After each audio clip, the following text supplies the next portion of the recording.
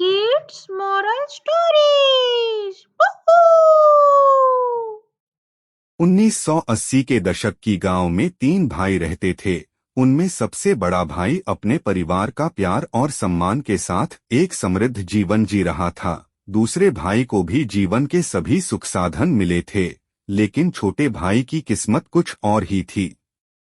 बाप की वसीयत के अनुसार बड़े भाई को सारी जमीन और पैसे मिले थे। छोटे भाई और उनकी पत्नी को सिर्फ एक छोटे से मकान में रहने की सुविधा थी। समय बीतता गया और बड़े भाई और उनकी पत्नी का जीवन समृद्ध होता गया, जबकि छोटे भाई और उनकी पत्नी का जीवन गरीबी और तकलीफ से भरा रहा। वे छोटे से मकान में गरीबी के बावजूद खुश थे, लेकिन उनका दिल हमेशा दुखी रहता था।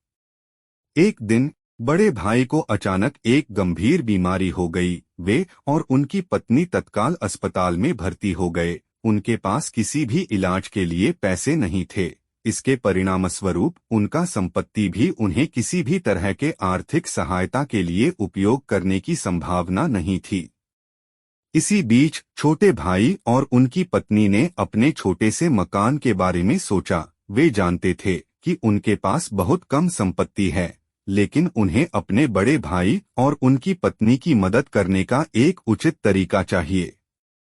उन्होंने अपने मकान को बेचने का फैसला किया और उस पैसे का एक हिस्सा बड़े भाई और उनकी पत्नी को चिकित्सा खर्चों के लिए देने का निर्णय लिया। इससे उनके बड़े भाई की जिंदगी बचाने का एक बड़ा कदम उठाया गया।